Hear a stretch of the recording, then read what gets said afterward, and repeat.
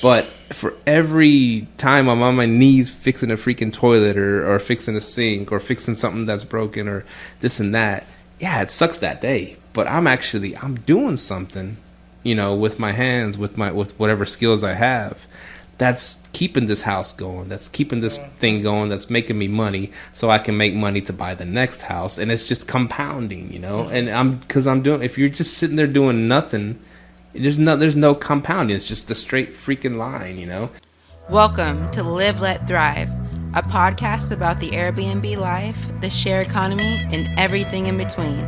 Here are your hosts, Myka and Steve. Hello, hello, hello. And welcome back to another exciting episode of Live, Let Thrive.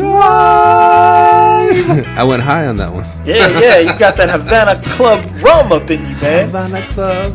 See, I can advertise it on the show and you said don't advertise unless, whatever.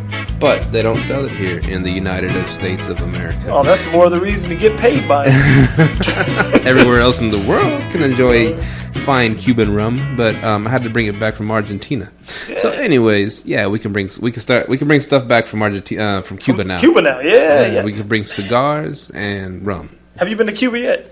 I haven't been. Man, my boy, like 5 of my friends went to Cuba, man, ever since they lifted it. A lot of people have been going to Cuba. I've been noticing it. Yeah, everyone's been hitting up Cuba, man. Cuba, I highly recommend. I'm not a big cigar smoker. Yeah. I highly recommend. And see, this drink wasn't supposed to be this big with the death face on there. But Myka's on a cleanse right now, so he can't drink. So I had to pour his into mine. So if I start slurring the words halfway through the podcast, you'll understand why. Yeah. I'm not drinking. Yeah, you can see I got my coffee over here. This is actually my 3rd cup of coffee in my life that I've ever drank. Coffee. It's coffee. Coffee, yeah. I've never drank coffee in my life. In the last 2 weeks, that's my 3rd cup I ever had in my life. I had to knock my little baby girl's sock off there. It was bugging me from that. That's why I buy your coffee too. That's crazy. Only 3rd cup of coffee in your entire life. Never drink coffee. I've had 3 cups today alone. You drink coffee every morning? I drink coffee every morning. And this is, I never really was a huge fan of coffee. Mm-hmm. And I just, every now and then, if I needed something to get, to pick me up, I'd force down a cup. This is back in the old days, Yeah. And before, this is, I go a little bit back. Before Starbucks took over the world. Anyways, I'd always put a lot of cream and sugar in it just to tolerate coffee. Uh-huh. Went to Starbucks one time, and every time I put the cream and sugar, I would I would mess it up. Yeah. And so I was like, I would ask them to do it. And one day I was just like, I'm not gonna ask. This is so weird. I feel like a little kid. Hey, can you put cream and sugar in my coffee for me? I just try it like that. And I tried it black, and I was like, this is pretty good. Mm-hmm. I was like, I've never had coffee black, and it was just a good cup of coffee. It was a Starbucks, and it was above what was the best back then, 7-Eleven. Yeah. Anyways, I was Unless like, you this go black, is, you never go back. Go ahead.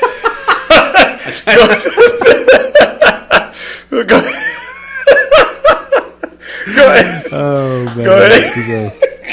That's what I say at work. Strong and black. Yeah, man. And, see, I've never had black coffee though. I'm gonna tell you. So go ahead with your story. I'm gonna tell you how I got on coffee. Okay, so remember that. Hold that thought. Yeah. And so I from that moment on, I started kind of like getting into coffee a little bit and learning, the ins and outs, until the point where I grind my own beans fresh at home. Yeah. And I brew it in this like a French press or something that'll get the most flavor out of it, and you got to do it at a certain temperature. It's a science to making a good cup of coffee. Yeah. So I learned how to do that. So I make a damn good cup now, and so I enjoy coffee.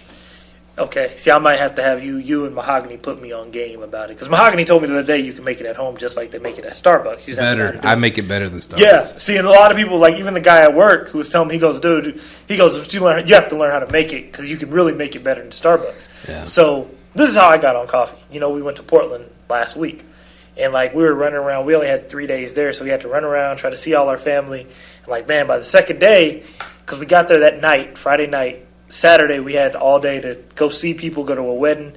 So we had a big breakfast. We were kind of, you catch that itis after that big breakfast. And Mahogany's like, just try some coffee. She was like, I know you don't like it, just try it. So we go to Starbucks. We were in the Northwest. Yeah, Starbucks run everything up there. Yeah. So we go to Starbucks, and she was like, let me order for you. She got me this caramel macchiato. 3 shots of espresso. I've never had this stuff. She gave me 3 shots of espresso. I don't even know what this stuff is, right? 3 shots of espresso, caramel drizzle, all this stuff. So I was like, okay, cool. Gosh. Man, so now we're all the way in Salem, Oregon at this point, and I'm like, okay, I'll go ahead and drive. We had to drive back to Portland. 120 miles an hour. No. The whole time, I'm drinking. This is my first cup of coffee, like ever in my life. This is my first cup of coffee, and I'm drinking it. And like, man, by the time it's about a 50-minute drive. About 20 minutes of that drive, man, I'm already kind of sluggish. 20 minutes of that drive, I was drinking the coffee, man. I was like, my eyes just zooted. I'm like, dang, geez. So, I'm like wide awake. I'm like, dang, this stuff really works, So, yeah. I after work today, stopped at Starbucks, man. This is my second cup today, actually. This is my 3rd cup of my whole life. Oh, he's hooked now. Yeah, so I don't know if I'm going to keep doing it, but yeah, it wakes you up. So, yeah, that coffee, I truly see why some people, you have to have that in the Airbnb, though. Because some people need that coffee, You got man. to. I never knew how addicting it is. I see how addicting it is now. You make yours before work, right? Oh yeah, in the morning. I'm up at 4:30 in the morning making my cup. Yeah, I gotta have it. Dang, man. So but I enjoy. The thing is that even if I'm not like sleepy or drowsy or something like that, I still want that good, delicious cup of coffee. It's good. It's delicious. Really? The way I make it, black. I don't add cream or sugar, nothing to it. Because it's you have to enjoy the coffee. You'll wean off of that other stuff that you put. Really? You put a lot of stuff in yours, probably, right? Cream and sugar. Yeah. Well, no, I don't put anything in that. That's just straight from Starbucks. The caramel. They made it. So Yeah, they put all the shit in there. Yeah. Anyways, if you start enjoying like a regular black cup of coffee and you'll start tasting the coffee. Right now, you're tasting sugar and milk. Pretty much. With a little bit of coffee in it. That's pretty much that's what everybody says. That's what Starbucks does with those macchiatos and all that. Oh man, they got so much. Yeah, but you just start you start appreciating the flavor for it. And so welcome to the coffee club, man. I'm gonna wean off of it though. I was like, man, this stuff got me zooted over here, man. But you got a big cup too. I thought you could start off with the small cups. Yeah, that's a large, man. She started me off with the small or the medium, and man, once I had it once, I was like, let me get a large, man. It'll wake you up, man. I never knew coffee to do that. I'm like, man, coffee about to wake me up, man. Yeah, it'll wake you up. So reboot. This is episode 85. Yeah, episode 85, 15 away from 100. Oh, man, 85. And I think back at that number. Well, first of all, this is your favorite Airbnb, VRBO, HomeAway, Share Economy, Hustle, Bustle, Real Estate podcast. Your favorite one in the world. I hope so. I hope you're not cheating on us with other podcasts. But if you are, whatever. We can all see other people, right? And so other podcasts. Swing swing it up. Like you've seen those slinger commercials? Sling TV. Yeah. It's like and they call themselves, we're slingers, but it sounds like they're saying swingers. Come over and we'll have some fun. Whatever. It's a funny commercial. I haven't seen it. Slingers. So this is episode 85, and when I think 85, because we always, we're rolling in the 6.4. It seems like just a few weeks ago we were rolling in the 6.4, but now we're up to the 8.5. Man, and there's some good cars back in the 80s too. And when I was a kid, the first numbers I remember writing down, because you had to put your name and date on papers in school, right? Yeah.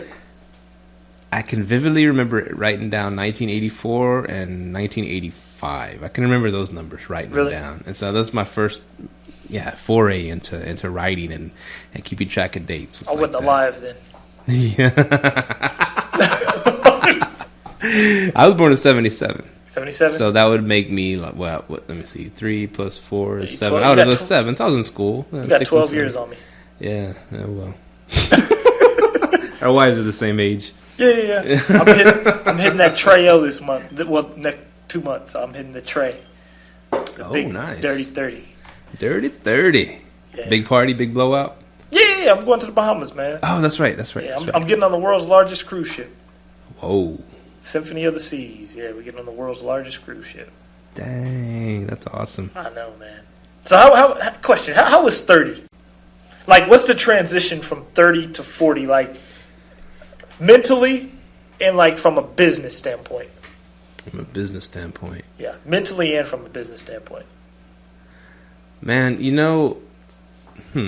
that's a good question. Huh. I think I started cleaning up my act a little around 30. Yeah. You got a good jump on me because I was still out there partying and doing my thing in my 20s. And so I think that's right around, I acquired a baby mama. And he said acquired a baby mama. And I got it. My daughter, because she was born in. Anyway, okay, we're thinking 30, early 30s, whatever. Yeah. So my daughter was born. She's 11 years old. What would that make? I'm bad with math right 31? now. 31?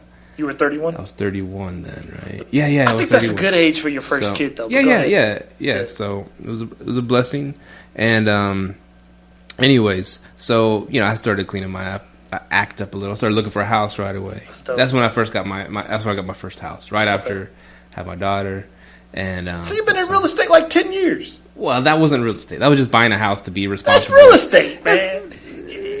That's real estate. Oh, check it out. Okay. According to Kiyosaki, I acquired a liability. A liability. It wasn't an asset until I started written it out. Right. That's what Kiyosaki true. That's true. So I considered real estate when I jumped out of it and started written it out. That's when I considered when you looked at it as an asset. Real estate. Gotcha. Because I have a lot of friends that have houses that they ain't into real estate. They just have real estate's a mental state of mind.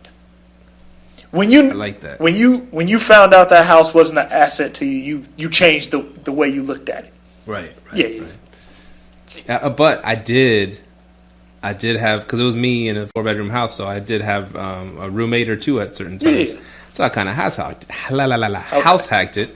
Where I was living for free and or just paying utilities or something like that. So even back then, I was doing a little bit. Yeah, so you was dabbling in the real estate game, Yeah. And so, so 30, I cleaned up my act. And I guess getting closer to midway or getting closer to 40, that's when I was like, man, I really need to up my game. That's when I brought my wife here towards, the end of my 30s. Yeah. And so I was like, this is cool and all. We live in the same house I've been living in. But I really want, and we're gonna have kids together. Yeah. So I really, really want to up my game. I want to have a nice lifestyle and stuff. And that's when I was thinking of really going heavy on the real estate. So that 40 was getting close to 40. That was the next change in my life. Yeah.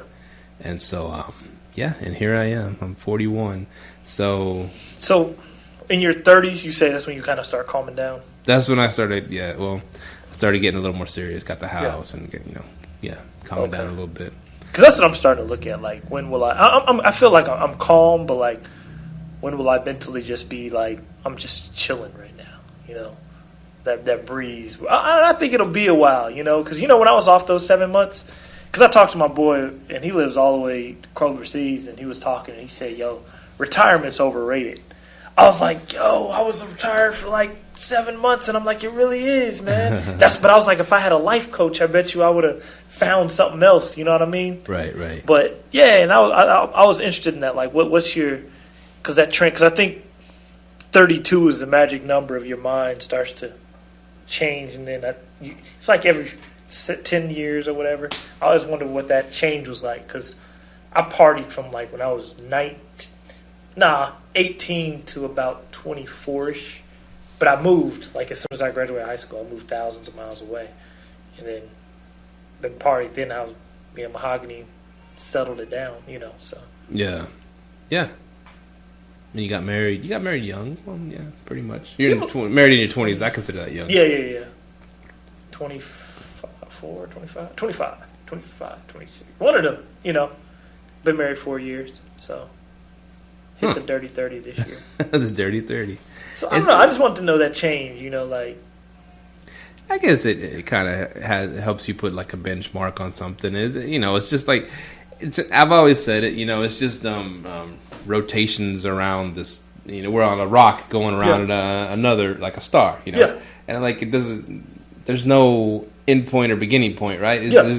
That's how we keep track of what a year is, and I'm just like, it doesn't really.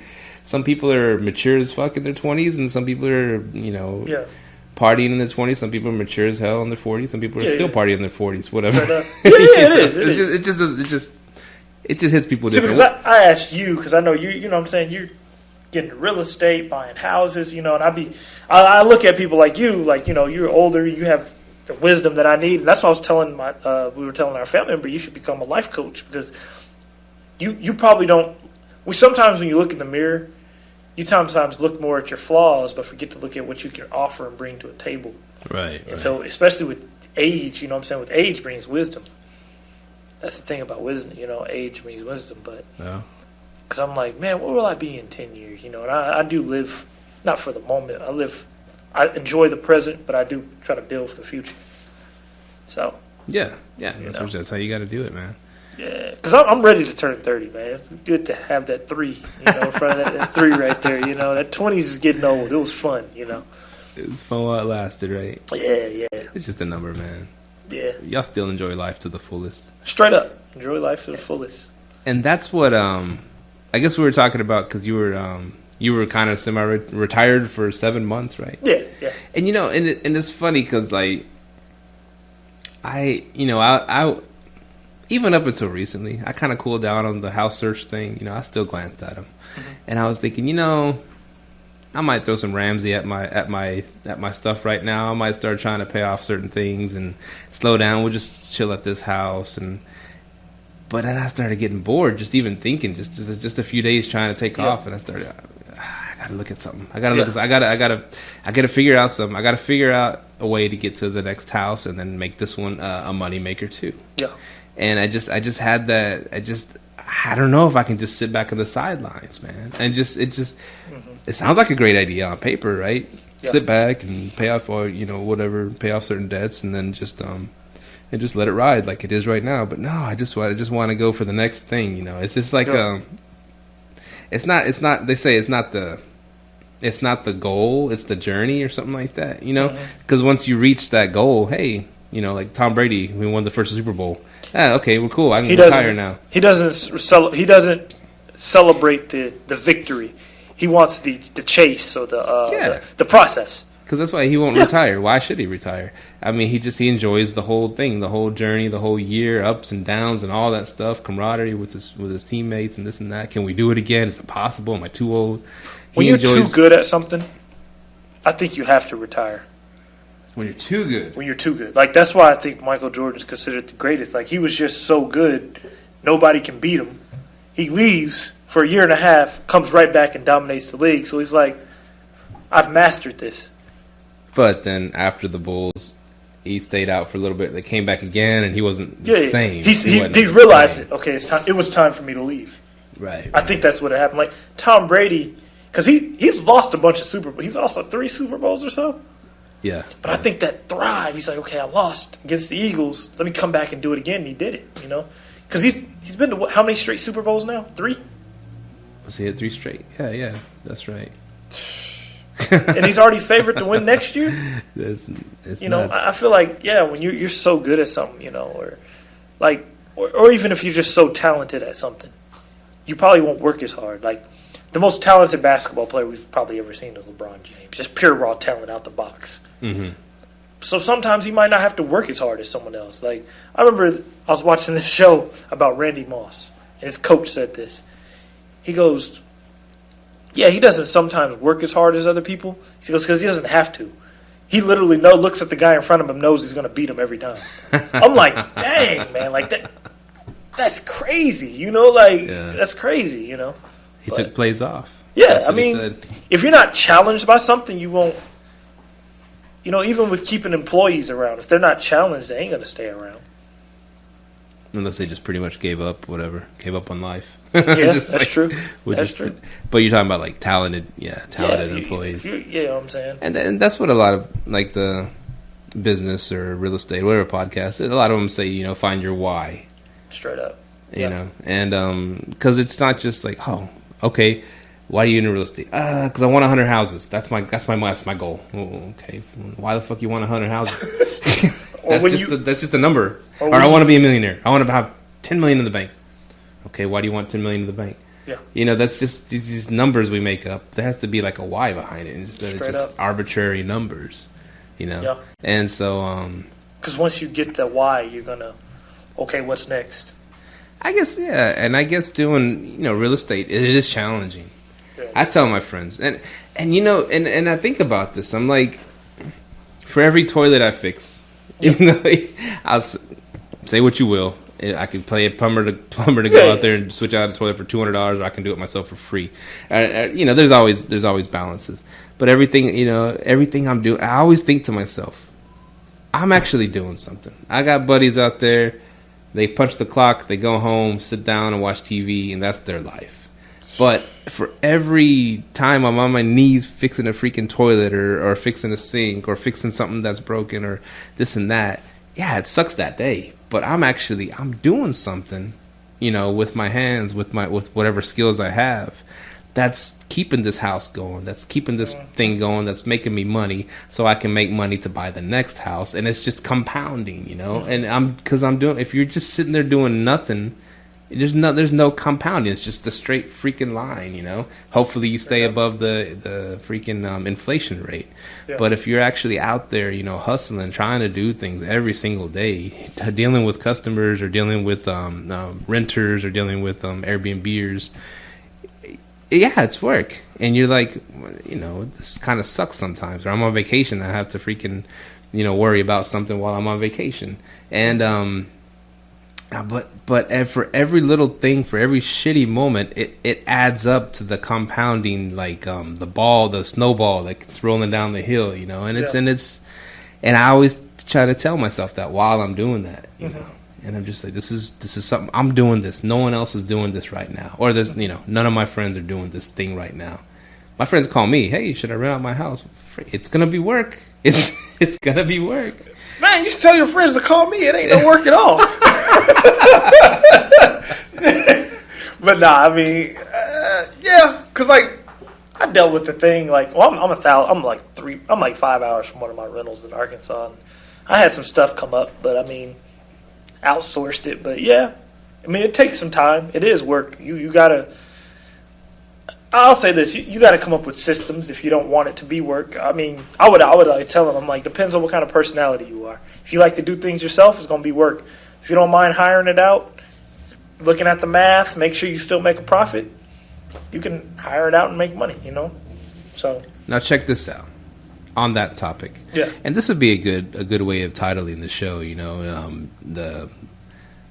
The benefits of do-it-yourself, or something like that. We titled it whatever, Changing STR Landscape, Wild Wild West is over, which we'll get back to that. You know how we do things. We shouldn't even title the show sometimes. Apple Watch, what's up? Oh, you got the Apple Watch? Yeah, I got an Apple Watch too. Oh yeah, shout it's out. convenient, man. Yes, sir. That's the new one? Because it's a 3. It's a 3. Okay, that's what I got, 3. But I swim with it and all that stuff. Shout out to Apple. Get the Apple credit card, y'all.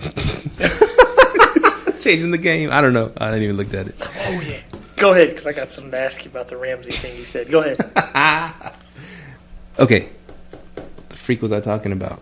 Let me see if I can find it. The pride of doing stuff. Yeah. And you were saying, you were telling me, back on the last episode, why would you do that? Why would you be doing that yourself? Or why would you, pay, outsource as much as you can, which is brilliant. I mean, you should do that. But this I forgot her name. This girl came on. This girl from Canada. She came on Bigger Pockets last week. Did you hear that episode? Was it last week or the week before? Anyways, she's up there in Canada, and what she's been doing since she's young. She's in her 20s, and she goes and buys fixer-upper houses, lives in them, and then fixes them. She does it like from the freaking, what do they call it? From the floor to the studs. She takes it down, and she fixes these houses up. They need a lot of work, so she gets a good deal on these houses, right, up there in Canada. And so she fixes them up all herself. Like you said, well, why aren't you hiring it out? Blah blah blah. The one guy on Bigger Pockets, they bust each other's chops. Oh, well, why'd you do that yourself? You could have hired somebody, and your time is worth $10,000 an hour or whatever it is that you're doing $5 an hour work or some shit like that. But this girl, she turns that on its head in a way, because we mentioned Instagram earlier. Anyways, a cute skinny white girl, Cute, right? I'm just saying. I'm just putting it out there. She's cute. Yeah. And 20-something year old. And she documents all the fixes she does on the house. You know, she'll do the drywall on the walls. Or she'll put some shiplap somewhere. Or she'll show, like, she'll redo, you know, take out a toilet. She'll redo a bathroom. She does everything. And her fiance or husband, whatever he is now, he helps her, you know, too, also. And she puts it all on Instagram. Yeah. And so she's turned something what most people would say outsource it because you're wasting your time. She turned the videos of her doing these things and teaching people and she makes these cool ass videos, throws them on the IG, and has thousands of followers, right? Mm-hmm. And so I don't even know if she has. I think she has a YouTube channel too. But what does that mean? I mean, thousands of followers, and then she went on bigger pockets, so she has more thousands of followers, right? And so this thing, why would you do the drywall yourself? Well, I made videos of it, and now I'm getting paid on the IG, or I'm getting paid on YouTube for using my hands to do it myself. So she turned it on its head. She turned that part of it. She didn't turn it on its head. She just created a business. She created a business out of it. She just all she did was create a business. So she fixes these houses up by herself with the help of her husband, and they document it all. You know, the time enjoy doing it. She loves doing it. There you go. That's her passion. She loves doing it. It's her passion. Makes this house freaking beautiful, flawless. Rinse it out. On to the next one. Let's buy the next house. I agree. And we'll fix it up with our hands. Okay, yeah, they could pay some contractors, knock it out in a week. They might take longer because it's just them two. But they get the pride and the joy of fixing these houses. They document it, so they're getting paid for that money. Exactly, and they're getting paid. They get paid for the house, and they're getting paid for their stardom, their budding stardom. Hey, who knows? They might get a show on HGTV in the future. That's what I'm saying. So you can turn something that say, oh, that's just a waste of your time. That's a waste of your time. But that's a different scenario, though. Because she created a business. She created a business. If you're just going over there doing it, like you just go mow your lawn, like you said, what's the benefit besides, okay, I did it myself? What's the benefit of it? Of mowing your own yard? Yeah. I mean, because you have to realize time is money, right? Right. She just used her time and turned it into a profit. I'm down for that. I've always told people, if you're on Instagram, you should use it for 100% business. I think Nick Cannon had a whole show about it. He goes, if you're on Instagram, because I think they own the rights to your photos. He goes, if they own the rights to your photos, you have to just sit there and use it as a business. Right. Which I love. I actually want to. I'm about to go listen to that episode now. Send me the episode. I want to listen to it too. Yeah, I got to listen to that. Is she on YouTube? She has to be if she's making money. She would have to be on YouTube. I'll forward you the IG and who she is. But great videos. They're real cool because they do the time lapse, real fast. And do whatever things in the house.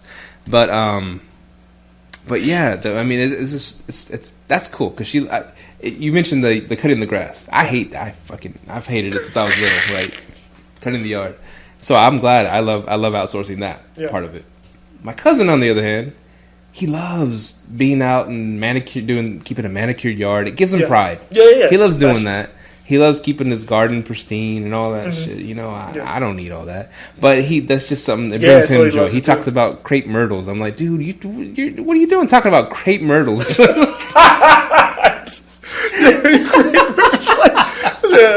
Like, who talks about crepe myrtle? Anyways, and so he enjoys it, and it brings. So if it brings you joy, cool. It pays off, and he pays off with a great yard and your curb appeal, and it pays off just the pride of it. Yeah.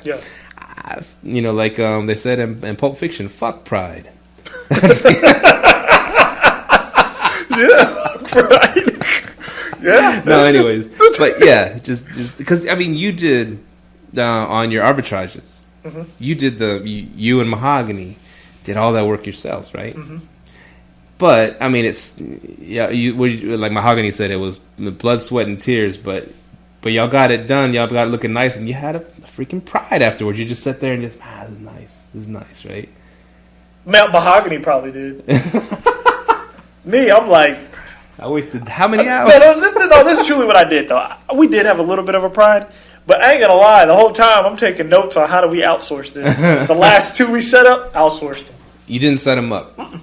We got a bulk furniture seller. He brought everything in there, set that stuff up, lined up all the bedposts. We just sat there, put everything in. We were done.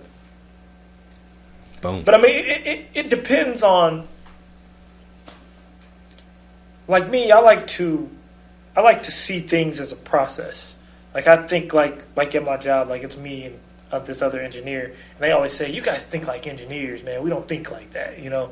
Like we always think of things as a process. How to make this process run better. You know what I mean? How to outsource this, you know. And I guess it's just, and I know why as a little kid why I'm like that. It's because my dad owned a rental, he owned a duplex, you know. And man, every Saturday we go over there, we go mow lawns. I'm like, man, when I get older, I ain't doing this crap. You know, Look at you. Yeah, I ain't doing this crap. You know, like he has us over there mowing lawns, cutting weeds. You know, but it did teach me. You know, he really didn't teach me about real estate, but it instilled it in me just because he involved us. So then I was like, man, I ever own some crap. I ain't never doing this crap to do. You know, it got instilled in me. Then when I read Rich Dad Poor Dad, I'm like, dang, that's the way I think. I don't want to be doing this crap, you know. So, you know, it's funny how certain things get instilled in you, you know. Right. But you did mention there's one thing that you do like doing with your own hands, and that's like building a computer. Yeah, I could do that myself. I could build a computer. Certain things I like. Like one thing I'm really into. That's why I asked you that question about the age difference between 30 and 40, which I have a degree in it. I just don't use it. It's psychology. Like I love psychology. I love sociology. You know, I actually have a degree in it. I just haven't used it. You know, it was my minor. You know, but yeah, that was psychology. Mm-hmm. Oh, nice. Yeah, I just don't use it, but that's one thing I love. You know, and I could like sit there and talk about psychology and stuff like that all day. You know. You know, it's funny you should say that because I went to Argentina, right? Yeah. They have more. I know psychology is kind of it's different from psychiatry, right? Psychology. It's all kind of the same a little bit. But yeah, go ahead. And they have more psychiatrists per capita than anywhere else in the world. Are the people happier? The people, I don't know. I don't know if they're happier or not. It's the big city. But most everybody there has a shrink, man. Isn't that some craziness? And they talk about, yeah, you know, I'll meet you up for drinks later. You know, I gotta go to my psychiatrist. After my psychiatrist, I'm gonna go meet you up. It's just part of their life. Like we do the freaking dentist or whatever for maintenance. Everybody has a shrink over there. It's the weirdest thing. I'm like, isn't this a third world country? Well, how can y'all afford a psychiatrist? But it's just instilled in their culture. Yeah, psychiatrists helping their brain. That's just how they roll over there. It's weird. It's weird. That's the type of stuff I'm getting into, man. Helping your brain. I like how you said that. Yeah. Yeah. Because I mean, I bet you the depression rate's lower than over here. I don't know. Because they're having big issues right now economically. Because their money is like gone from in just a few years, gone from like 20 to 1 what the dollar was with the dollar to like 42 to 1. I mean, their inflation is just going crazy over there. Oh well, that's why that guy's charging $100 a night. He's making a killing over there. He's probably like, get out of here. I'll take my $100 a night. I'll take my $100. But you can do $150, you know. And that's what my buddy that lives there. We went to Federico. You know, yeah. What up, Federico? We went to his wedding, and he works for American Airlines. Yeah. We're down there. But he's been upset about how, of course, I mean, imagine our inflation, our dollar just, you know, got cut in half. It's like your whole savings account just cut in half, you know. It kind of sucks, right? Because your job's still going to pay you the same, whatever, an hour or whatever a month. But it's just like they're paying you half the price now because everything else is still cost the same. But everything else went up in price except for your paycheck. So you know what I'm saying? So he works for American Airlines, right? He works for American Airlines down there. Gets paid in the Argentine pesos, yeah, or whatever, yeah, Argentine. Why hasn't he just worked under the American? Why hasn't he just work in America? Then just throw his money back. He's tried to get a job here before. It's kind of hard. It's kind of complicated. It's not so easy to just say, "Hey, I want to transfer to the United States." You have to have a sponsor. They have to pay for all your immigration stuff, and he actually has tried. And but so he's not American. No, he's Argentine. He's okay. from there. He's Okay. from there. I know him from the. I made a Facebook page a while back of the American Airlines Couch Surfers.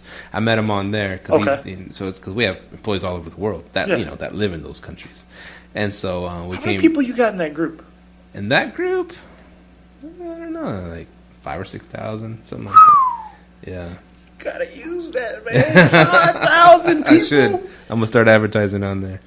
Yeah, I never. Yeah. Oh, yeah. Because I do remember that group. I'm in that group. Yeah, you're in that group. And so, anyways, I met Federico from that back in the day, and we're like, every time he comes to town because he does training here and stuff like that. We hang out. Or he stayed here before at our house, and over there we stayed at his, and so yeah, we're good friends. And so we went to his wedding, and he's the one telling me about that bad inflation that they got there. And he's been asking me, man, do you have any suggestions where I can put my money? And I've been thinking, I'm like, well, shit. I mean, he might be better off getting a rental house here, somewhere in the States, even if he just buys a house, let's say 50 G's, maybe, Indianapolis or whatever the hell.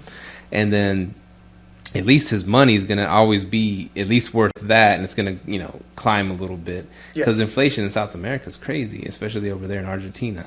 And if he can find a spot here to invest his money and then get some cash flow in American dollars, I mean, he'd be making out pretty good right now. You know what I'm saying?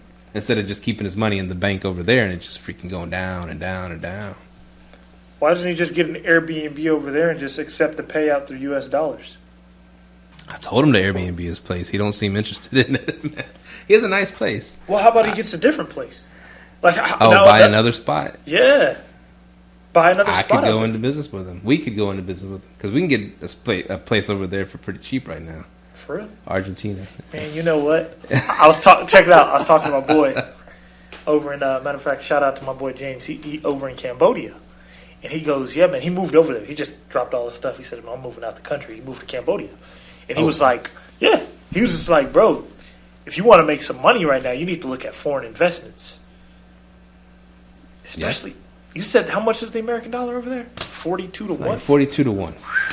Crazy. I'm looking at Ghana, it's 4 to 1, but 42 to 1? 42 to 1, yeah. Mexico's only like 19 or 20 to 1. So it's even worse off than Mexico. That's crazy. Does he have a team down there? Who, Federico? Yeah. Like, what do you mean a team? He knows people and families. Well, he down has there? a lot of friends and family, of course. Yeah. I don't know. I told him he could Airbnb out his place. But like you said, get another spot, Airbnb it out. Especially if my competition is that person in the sky. How much is his place? See, now you got me. See, this type of stuff I like, man. Numbers. We can. How much is it? How big is his place? He's got like a 2-story. It's like a condo looking thing. It's like a condo 2-story. Has a rooftop on top too to chill out at, and like a barbecue area. How and many it's square feet? Oh man, if I could do square feet, I would say 1,500 total, probably like that. How two many bedroom, bedrooms? 2 bedroom, 2 bath, kitchen, living room, spiral staircase that goes up real pretty looking. And your Airbnb was 100 a night. It's 100 a night. But would you consider it better than his place? Yeah, mine was a sky rise, freaking deluxe, in the sky. Now, was that a condo? That one, I guess you could consider it a condo, but it was like people lived there. Somebody owned it? Yeah, someone owned it. Yeah. How do we get one of those? Those are like $1 million freaking sky rises, man. These are expensive. I looked at them online. Oh, you did? And US dollars are like, at that same place, it was like $1 million plus, dude. That's why I was like, why is he renting it so cheap? I was wondering. I mean, now, a question: were you coordinating directly with the owner of it? I believe it was the owner. I believe they were the owners of that spot. And dang, man, you got me interested in Argentina now. Unless they got a few properties and they started throwing some on Airbnb. Yeah, Argentina's cool, man. And you said it was worth $1 million something in American dollars. Right? I tried to find one similar in the same, complex. I'm thinking it might be cheaper because the one that I saw, they had like 3 bedrooms and 4 bedrooms. Those were like over $1 million. So that one might be cheaper, but still pretty expensive. Yeah, even if you come down to 2 bedrooms, you're still looking at what, 700,000-800,000. Yeah, it was. This view was just sick, dude. See, and this is my question on foreign investments. Can you get a loan on those? That's a good. I don't think, like an American I don't loan. think Are so. Are y'all walking? Or are these people walking down there with straight cash money? I think you would need to do a cash money investment. I'll show you. I could show you that that condo, man. It's insane, dude. Let me see. Let me find it for you. Okay, this is the view, dude. Check this out. Check this out. Yeah. Sorry, viewers, y'all can't see this. Or look at that, man. That's the balcony. Wraparound view, the whole. Man, you can show that to them, but hold on. Let me see the rest of it. Yeah, show it. Overlooking over there on the left is like the river, the giant river over there. This is like $1 million condo. Oh, dang. This is just like I've never stayed anything this nice. This is like a New York City like sky ride. That's like, Argentina? Argentina, Man, Buenos Aires. Yeah, dude, it's nice. You'll dig it. You'll dig it. Best steak you ever have in your life. Grass-fed cows are known for that shit. So, dang. Yeah. So I think that place is kind of expensive. They might be on sale now because of the inflation and stuff. Who knows? But that's where that's where the rich people live. Oh, they was. I couldn't believe I got a good deal like that. I was like, man, this place would be. Like, okay, how much is like something that ain't that fancy, but just like something like your boy Federico's? How much is that? I'm not 100% sure. See, we got to set up a business call this week. I'm for real, man. Go into business. Yeah, what's his name? How do I say his name? Federico. Okay, I don't want to mess up his name. Okay, yeah, let's get him on the phone, man. I'll go down there. If you 42-1, what? What? Our dollar goes a long way. I know. If you goes a long way. That is crazy, man. I think everything happens for a reason because he just said that. It was like 2 weeks ago. He said, "Man, you got to look at foreign investments." Okay. He just said that. Yeah, I'll look into it with you, man. Yeah, we can go down there and grab a couple. I got the hookups condos. on the flights. Yeah. I'm down for that too. Hey, but if your boy knows the spot, we ain't even got to get no flight. We can just tell him furnish it. Oh, he loves doing do-it-yourself stuff, fixing up shit too. So we can get a fixer-upper right there in the city. Boom, start rolling. Airbnb that mother lover. Yeah, I'm down. I'm down for it. What's the American tourism like down there? Is it pretty high? Oh yeah, a lot of Americans go down there. Really? Yeah, they go for the tango and the steaks, and it's just like an adventure. Yeah. Really? There, it's kind of like Brazil. People go to Brazil. Yeah. People go to Argentina. Yeah. I wonder if Brazil. You think? I don't know about Brazil. I don't know anything about Brazil. Okay. High crime is all I know. What countries have you been to down there? Argentina and where else? Down there, just Argentina. I've been to Mexico and then Argentina. That's pretty much it. I've been there twice. Buenos Aires. It's a fun city. It's real cool. Really? Yeah. Hardest part is getting there. It's like a 10-hour flight. It's in the far? Yeah. It goes all the way. Argentina goes all the way to the South Pole, man. Yeah. It's the most southern country. It goes all the way down to. Oh yeah, Argentina is down there. I'm tripping. I'm thinking about the map because it's a long, skinny country, right? Well. I wouldn't say skinny. It's kind of it goes like that, Because Brazil's up here, Argentina's like right under it, right there. Okay. And Chile is the long skinny one that goes. Chile, Chile. Yeah. They all hate Chile for some reason. It was a country. I guess that country fucked with a lot of countries back in the day. I don't know. Now, what's the stability of Argentina? Is it stable down there? I'm pretty sure it is. If he's working for American Airlines. Is it stable? Yeah, it's like stable. That's the thing. They've got the inflation shit going on, but that's them they're getting paid in their pesos. So that inflation thing, if we're getting paid U.S. dollars, people written out our spot, we'd be making out like bandits, man. I'm just thinking. Especially if we ain't got to put much money down. Right. No, we'll see. His wife, his family, they do real estate actually. Yeah. So they got him that place. That was really? Like a gift. I don't know if I'm giving too much information now, but yeah, that was. Yeah. We got to talk about this off air, man. The live let thrivers, they up here taking notes. Like, we can go where and do what? No, we can hook up with some of the live let thrivers. We can all go in together. You never know. Opportunities. Yeah, it's opportunities. This is the Argentina show. Yeah, we might as well call it that because we've been sitting here talking about Argentina. I never. And so I used to do this. I used to actually go and look at the dollar exchange rate in different countries. That was one thing. Like a few years ago, I used to always do that. Right. And that's how I just came up on Ghana because it was like 4-1. But I didn't know. Like, man, Argentina, you looking at what you said? Like 42-1. Yeah. It's nuts, dude. Dang, man. He's getting all excited. Yeah, we need to get back onto some topics. I know, listening to our brain scheming. one thing was cool. It's hard to transition from that because people, whatever. But you know the DocuSigns. You've used that to close houses and stuff. Yes, right? sir. DocuSign. That's the coolest shit because you sign everything on your freaking phone. Yeah, it's the coolest shit. And you've used it with tenants too? Yeah, that's pretty much what all my leases are through DocuSign. So you send them to their phone, they sign it with their finger, and send it back. Isn't that the coolest shit? Yeah. Well, the other day, Can was sending me something to sign, but he said, "Man, you know what? I sent you that email, and I sent you that PDF, but I couldn't get my DocuSigns down." And I'm like, "What?" I was like, "Yeah, but you can sign it with your iPhone. You know that, right?" Mm-hmm. And I was like, "No, how the freak do I sign it with my iPhone?" And so he, all you do is open that PDF, and then on the top right, it's gonna have like an edit thing, like a pencil or something. Yep. You touch that, you choose the pen or whatever, and you sign it right there. Take a screenshot and then send it back to me. I was like, "Yep, PDF field." Damn, that's so cool, dude. Yep. You don't even need to pay the monthly fee for DocuSign if you do it that way. It's still, because there's DocuSign charges you $14 a month. I don't know, they charge you something. I'm not sure. I know Rocket Lawyer uses it, and Rocket Lawyer charges you like $40 a month. Oh yeah. So yeah. But I was like, iPhone, they're doing something they don't even know that they're doing. Maybe they do know what they're doing, but people are signing documents with their iPhones. That's some cool shit right there. Yeah, it's happening, man. So technology, dude. You never have to sit down and sign papers again by hand. Isn't that some cool shit? Yeah. Except for closing day. And so get on that DocuSign, y'all.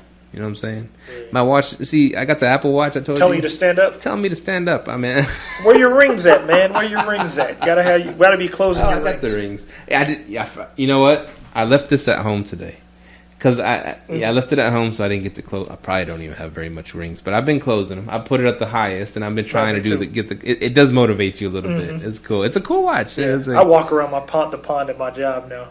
Yeah, to get the rings, get going.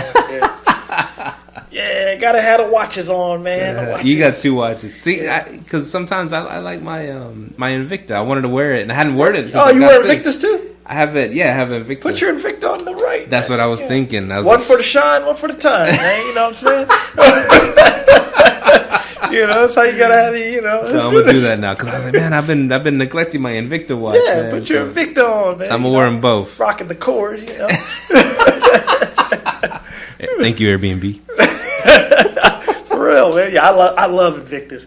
But yeah, what I was gonna ask you, because you said you were gonna try to get your Dave Ramsey on. I was thinking about that. Like, you're getting, you're like you said, you're getting easing up on that retirement date. Do you feel like it's a bad thing to retire with mortgage debt? I don't think so. Okay. Right off the bat, no. Because it also depends on when you're going to retire. Yeah. Because let's say target date is 50 years old, then shit.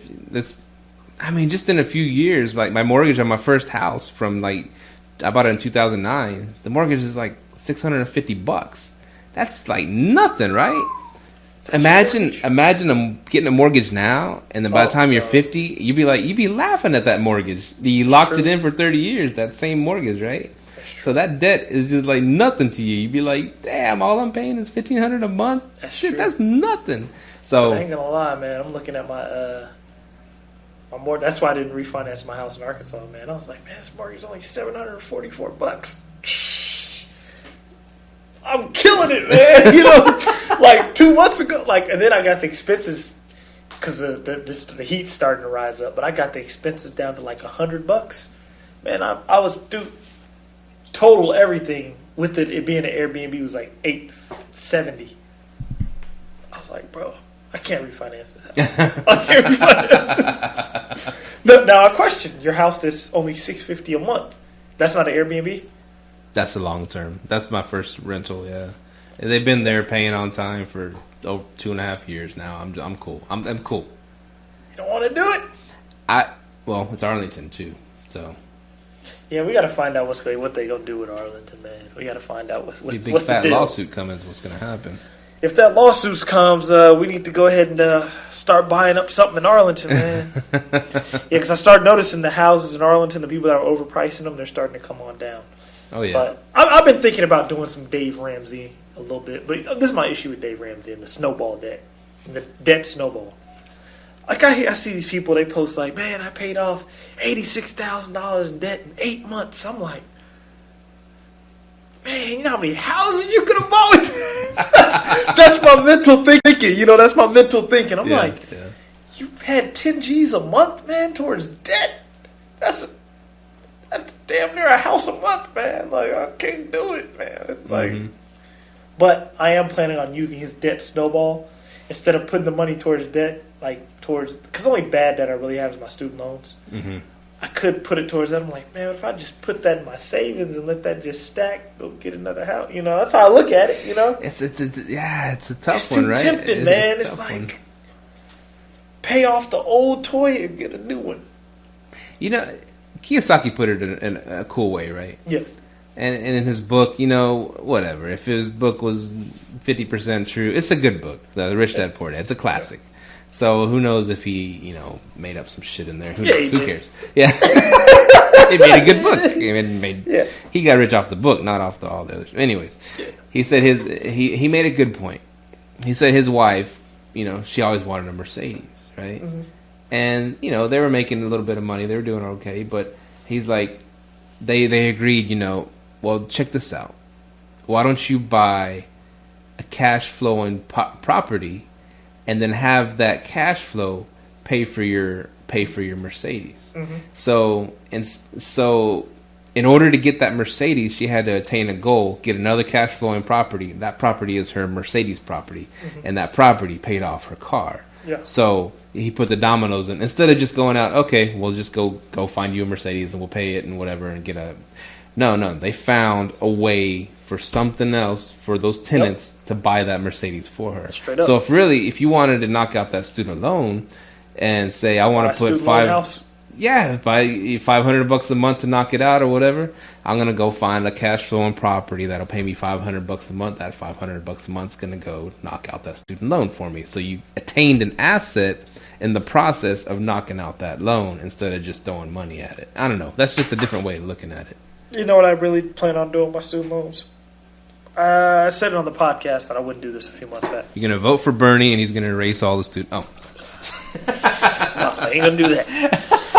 What I'm going to do, I'm truly going to do this. This is what I'm going to do to get off all my student loans. I'm going to get enough properties and I'm going to refinance out of my student loans. So I thought about that too. Yeah. I'm going to just refi out of them. I don't know when I'm going to do it, but I'm going to do it close to retirement. I'm going to just well, not even close to retirement because they might be way lower by then, you know. But I'm going to just keep paying on them, refi my way out of them. And then if I want to sell everything, you can just sell everything. So I look at it. You know, I feel like, you know, I'm going to just refi my way out of them.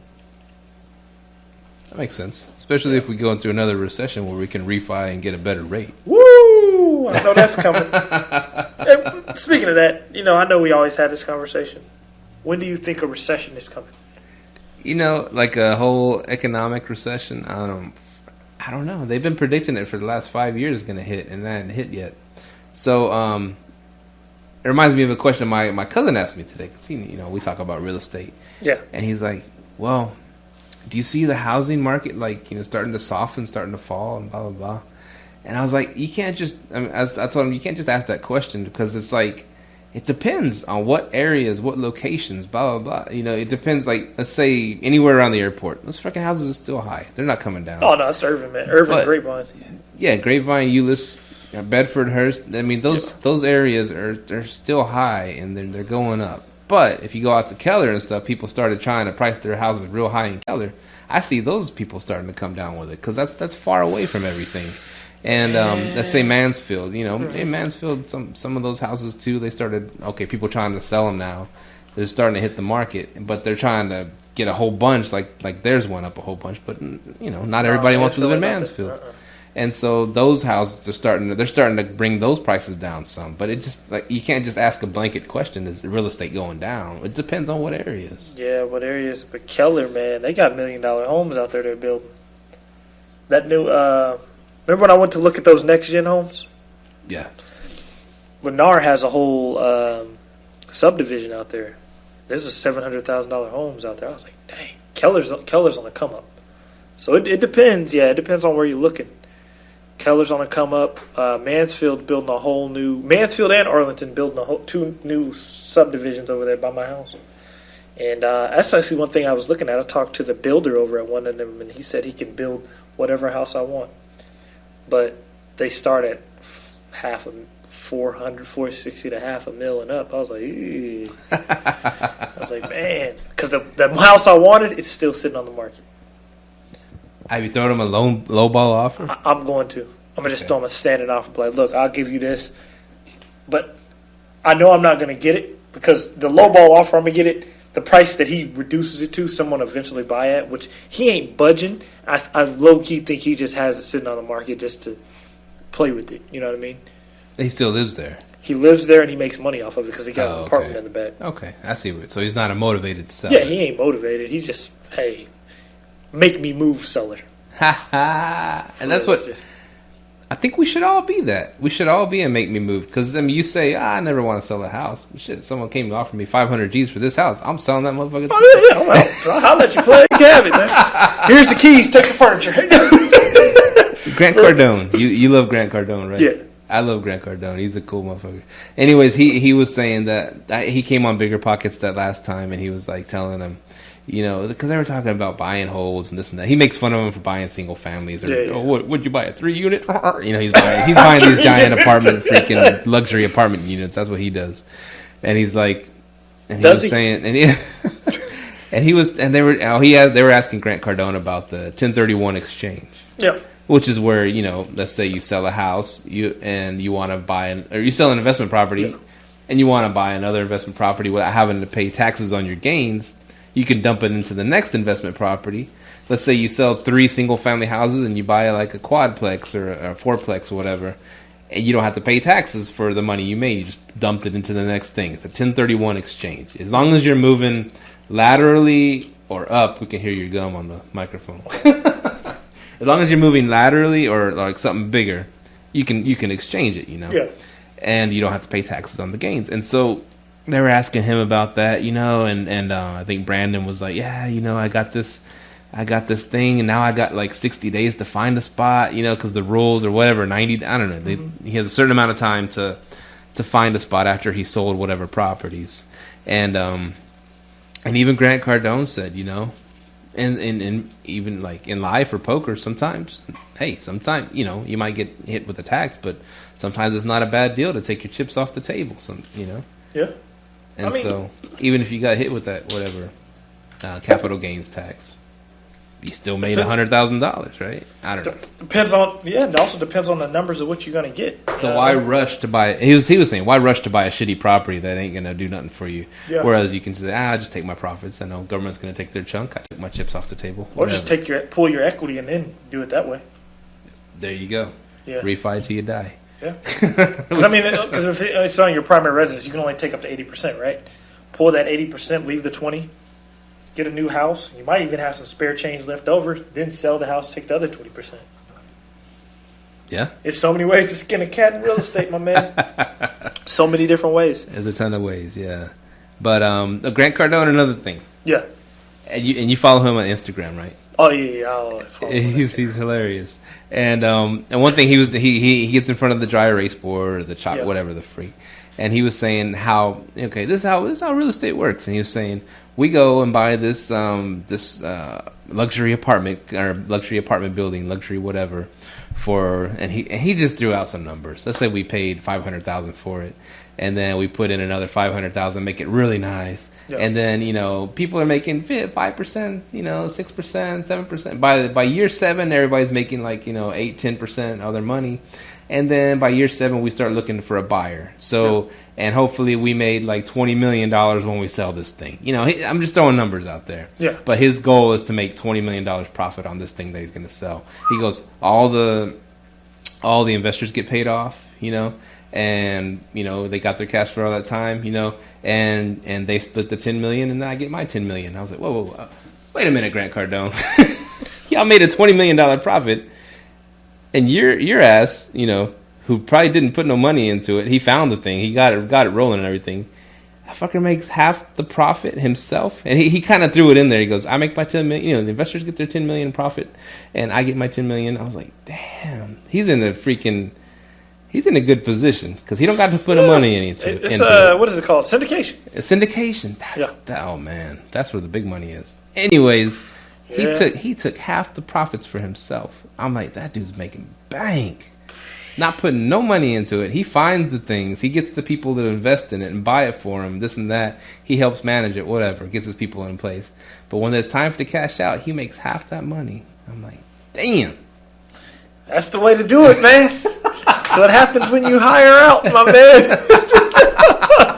OPM, man. Right? OPM. Yeah, OPM, other people's money. Man. So syndication is a little bit over my head, but his investors have to be, what are they called? Accredited investors. Accredited investors. So we can't really invest in his projects. And well, it depends. It depends on our net worth, right? How much you bring? Yeah, it's either I think you have to have $1 million in the bank or a net worth of $1 million. Yeah, net worth of $1 million or something. No, you can become an accredited investor off your cash flow, I believe. It's a cash flow number involved in there too, or not a cash flow, just a gross income number. Yeah, somebody Google that if we had somebody. Yeah, it's a gross income number. Yeah. So that was a good show, I think. You know, I mean, and we just did a freaking hour. You know, yeah. I'm over here sipping on some Cuban rum, and you're chilling, and you know, yeah, chewing gum and drinking my Starbucks. But I'm about to. Oh, a quick question to finish this off. Yeah. What books are you reading? What books am I reading? I'm not reading any books currently. I listen to freaking podcasts. I listen to podcasts. But I do want to read. I want to get into reading some books, or at least listening to them. I love reading, man. You sit down and read like a physical book? Really? What are you reading? What are you reading? I'm reading like 3 books right now. Holy shit. I'm reading like The Love Dare, which is more of a relationship, a Mahogany book.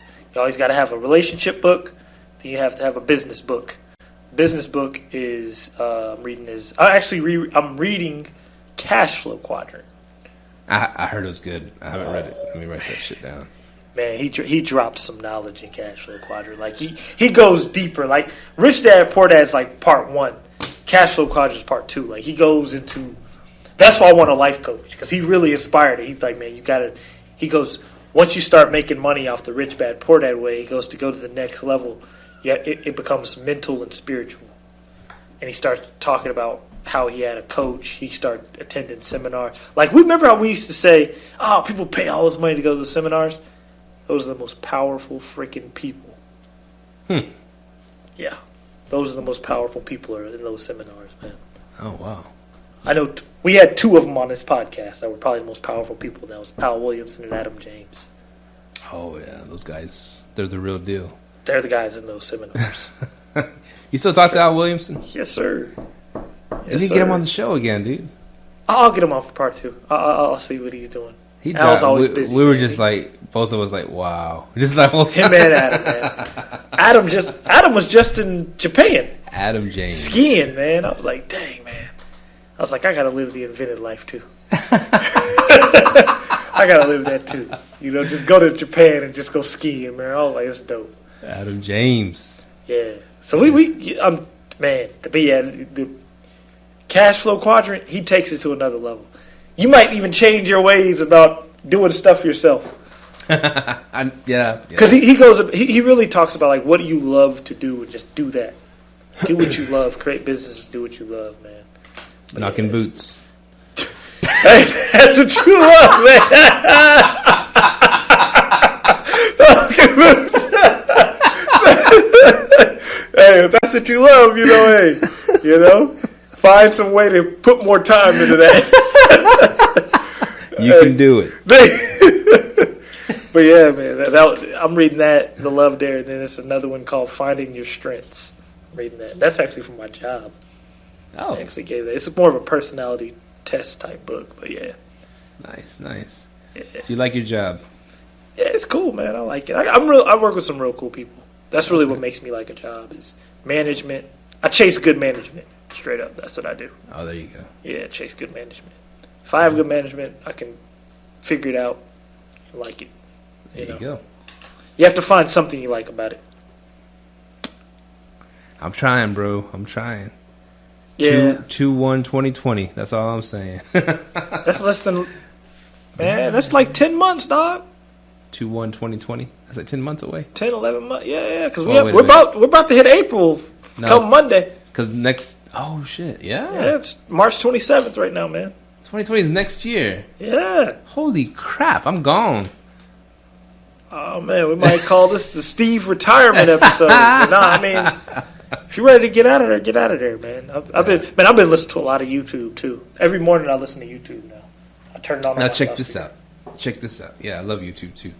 But my job's a union job, right? Okay. Union job. And so we're currently, redoing the contract. It's been a while. Okay. And so one of the things the company is alluding to, like, of the contract... Flight benefits. No, not that. Nothing to do with that. Okay. They're saying, well, they want a lot of the older dudes to go. It's just, they're just... But they're going to give them a package to leave. Let's say... And what people are saying is they're going to give people, if people want to retire early, they're going to give them $65,000 to retire early. So... What I'm thinking is, what if we hit that we get the new contract by that date where I can retire? I mean, I could bounce with 65 G's in the bank, and plus, I could hop to another airline, another job, whatever, if I wanted to. But I was like, man, if that would be the perfect storm, right? I'd keep my flight bennies and get paid 65 G's to leave. That might be too tempting to turn down. Matter of fact, if they pay you 65 G's, let's just say you don't want to quit working. You go to another airline, you get their benefits too. That's exactly what I was thinking. Southwest Airlines, I would go to them. Really? I like great company. I got the hookup on Southwest too. I know a bunch of people that work there. Shit, I'm there. You go to Southwest, take their benefits, take the benefits from American, and you take 65. You go ahead and, man, what you could do with that 65, I would suggest, man, just find some off-market pre-foreclosures. Put little to no money down and go. Instant equity. Boom. Yeah, man. But hey, we got to hop on this Argentina move first. Straight up, man. Or you might take 65 G's to throw at it.